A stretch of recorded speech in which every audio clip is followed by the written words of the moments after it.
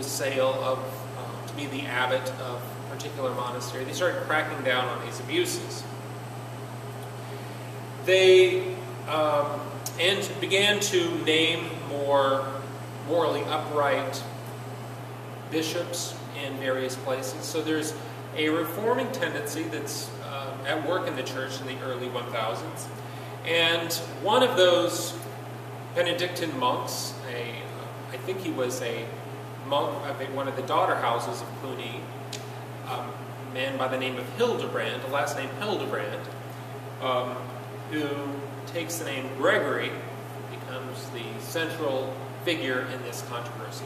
Saint Gregory VII.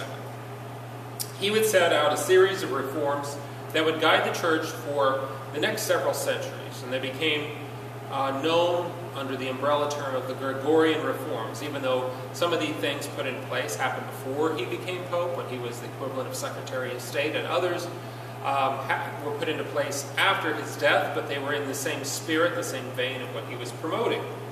He took special interest in the issue of lay investiture. While the bishops continued to be ordained by other bishops, consecrated, the passing on of apostolic authority by those who were successors themselves of the apostles. So that unbroken chain of bishops going back to the 12 apostles chosen by our Lord. This continued. So it's not an issue of the bishop claiming to ordain or claiming to pass on the ability to be a bishop, but instead it was the handing over of the outward symbols of authority, ecclesiastical authority, to the new bishop. So when the bishop would be named, he would be consecrated or ordained, and then there would be an installation in the cathedral, installed as the next bishop. And part of that ceremony would include giving the bishop his ring, which is a sign of authority. If you remember when Pope John Paul II died about 6 years ago, one of the first things they did was, when they declared him dead, they removed his ring and smashed it, because that ring would be a sign of his authority. Think back, ancient documents would be sealed with wax, and they would have the stamp of the ring in the wax as a sign of this. It's his authority. He's the one speaking. So to prevent the ring from being used by someone else to forge documents, let's say, the ring is smashed.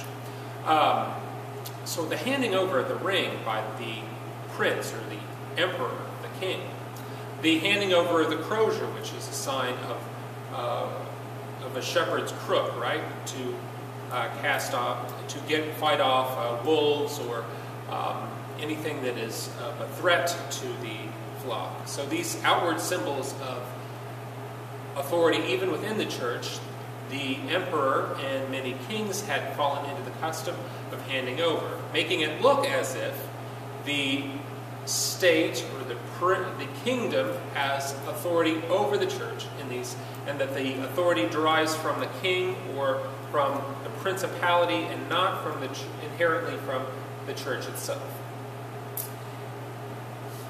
The bishops in many places, not everywhere, but in many places, were also temporal rulers. And this is true perhaps more in Germany than any other place.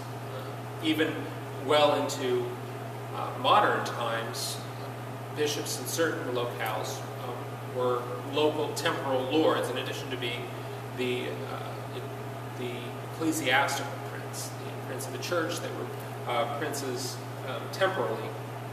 And so bishops that had been named and been given over these symbols of authority had an allegiance to their local lord, their local king, and at a certain level that's understandable and fitting, but where does the higher allegiance lie?